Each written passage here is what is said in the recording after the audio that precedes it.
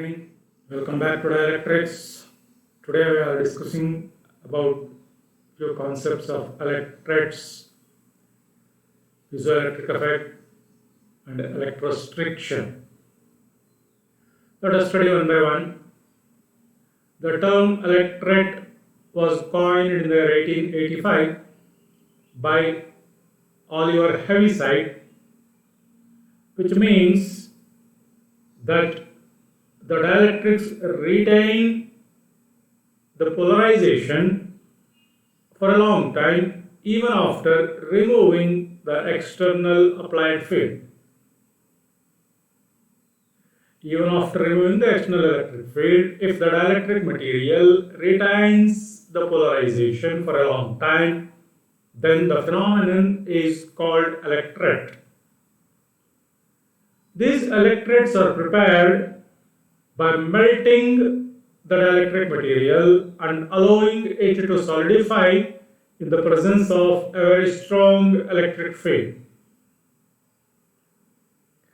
Materials which are used in preparing the electrets are the polymers, the waxes, resins, etc. And quartz is the only naturally occurring electret. Now coming to the applications of electrets, it has a very wide range of applications. And the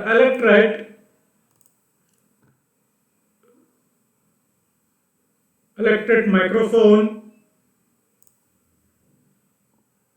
can convert sound signals to the electrical signals, and it is operated over a wide range of frequencies, and this is one such electret microphone. These electrets are also used in the hearing aids or the hearing devices. So you can see here, this is one such hearing device, the elaborated one. And here you can see that this is the directional electret condenser microphone, which is placed in the hearing device. It is so small, can fit into the ear. And these electrets are used to detect the air pollution and the reaction mechanisms of gases. So you can see here in this picture how the electret filter is used in the detection of air pollution. It is an electret filter.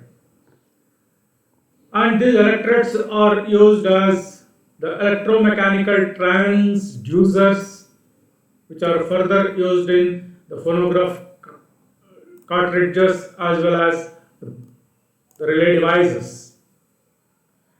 And these electrets are used in the filtering of air in order to remove the submicron particles suspended in air. And these electrets are also used in the healing process of fractured bones. So coming to the second concept known as dielectric breakdown.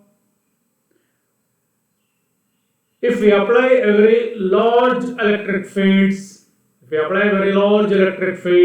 dielectric breakdown will occur. We know that a dielectric is an insulator, a non-conducting material. If we apply a small amount of external electric field, it gets polarized. The charges move in opposite directions. And if we apply a very large electric field, the electrons gain sufficient energy to overcome the barrier, and they will be set free and will be available for the process of conduction.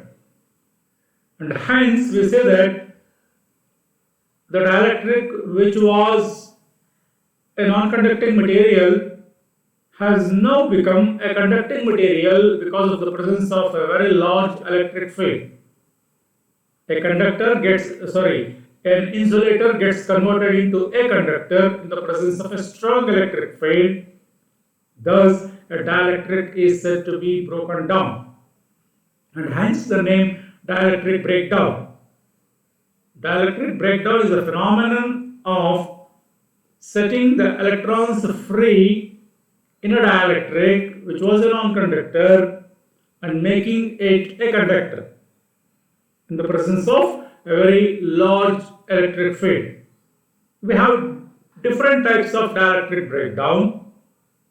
They are one by one. Number one is intrinsic breakdown, and this occurs because of the presence of imperfections in the crystal lattice, and each imperfection in the crystal lattice will contribute free electrons at ordinary temperatures, and this will contribute to the breakdown of the dielectric, and it is therefore called intrinsic breakdown, because the electrons in the dielectric material will be set free because of the imperfections present in the dielectric material itself, and therefore the name intrinsic breakdown.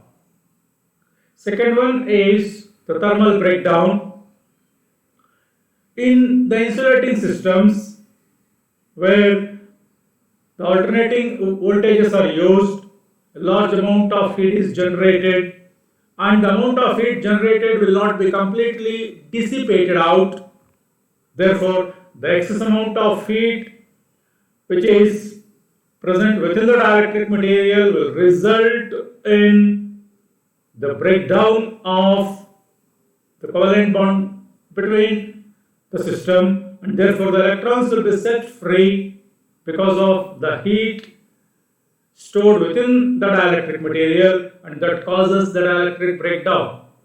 Hence the name thermal breakdown. Thermal breakdown in the sense breakdown of the dielectric because of the excess amount of heat energies present in the dielectric when it is kept in the external voltages or alternating voltages. Third one is the discharge breakdown, and this is due to the discharge of gas or liquid present in the cavities within the solid dielectric. The solid dielectric material will have cavities, and those cavities will be filled by either gas or liquid. Due to the discharge of this gas or liquid present in the cavities of the dielectric material, the breakdown will occur, and hence the name discharge breakdown. And finally, the electrochemical breakdown. So as we have studied in the second breakdown, where when a dielectric is kept in an alternating voltages, temperature will be generated, heat will be generated, and the heat generated may not be completely dissipated, during which certain amount of heat is stored within the dielectric that results in the increase in temperature. Because of that increase in temperature, the chemical deterioration due to the presence of ions and their increased mobility. Because of the increased temperature, there will be chemical reactions because of which the mobility of ions will be increased. This results in the leakage current and energy loss in the material, and some materials will oxidize in the presence of air and strong daylight or ozone. This is called electrochemical breakdown. Right? There is external electric alternating current, hence electro. There is chemical reaction because of which the breakdown occurs, and hence the name electrochemical breakdown. So coming to the third concept, electrostriction. So electrostriction is a phenomenon in which the dielectric material induces an electric, or it is a phenomenon in which a dielectric material kept in an electric field induces deformation.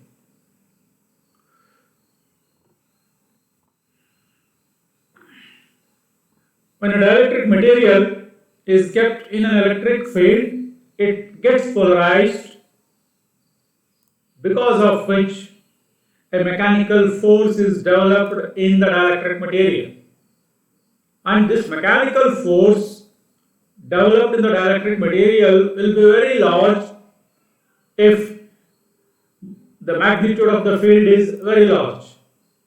And these forces will deform the dielectric material, will change the shape and size of the dielectric material.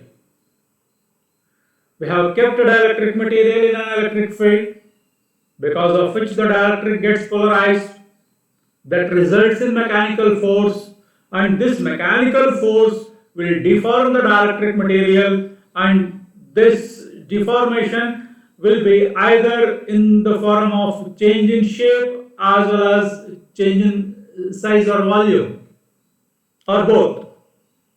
And the change in shape and change in volume depends on the strength of the electric field. As we increase the strength of the electric field, larger mechanical forces will be produced. If larger mechanical forces are produced, the deformation will be large. Thus, the dielectrics are said to be compressed in strong electric fields. The mechanical deformation of a dielectric material when kept in an electric field is called electrostriction. And this deformation of the dielectric material is directly proportional to square of the electric field, square of the applied electric field. And this deformation is not altered even if we change the direction of the applied electric field. And the electrostriction or the deformation will be negligibly small. The fields are ordinary, right? And this can be observed if the fields are larger. And the last concept is piezoelectric effect. And this piezoelectric effect was observed in the 1880 by a French physicist, Pierre Curie, and Paul-Jean Curie. It is a Greek word meaning squeeze or press. Some dielectric materials such as quartz, tourmaline, etc., when mechanically compressed in a particular direction, they become electrically polarized. It is the reverse of electrostriction. In electrostriction, after polarization, forces are developed because of which the dielectric material was compressed or deformed. Here it is the reverse. We are deforming the dielectric material, we are compressing the dielectric material, because of which the dielectric material gets polarized. The reverse.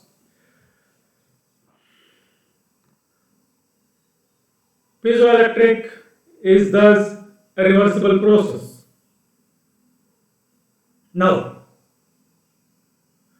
if an alternating voltage is applied between the opposite faces of the crystal, it vibrates with the frequency of the applied field. The frequency of vibration depends on the dimensions of the crystal and its elastic constants.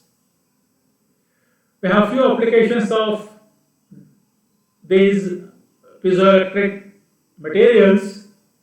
Number one, materials such as BaTiO3 and NiBO3, etc., are used to make the infrared detectors which can operate at room temperature.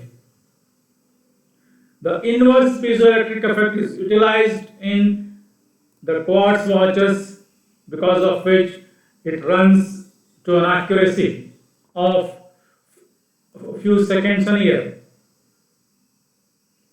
And these materials are used to induce the violent agitation of liquid in the tank of ultrasonic cleaner. So in order to clean the tanks, they make use of piezoelectric effect where there is a violent agitation of the liquid in the tank. And direct piezoelectric effect is used in microphones, gas lighters, cigarette lighters, etc. Piezoelectric materials can be used as the oscillators. Piezoelectric materials can be used in band pass filters in telephone industry. They are used as transducers to measure the pressures very accurately. This piezoelectric effect is used to measure the vibrations, and that phenomenon is used in the mobile keypads. They are used in the electric shoes to generate electricity, and etc. So this completes the dielectric effect or the dielectrics. Thank you.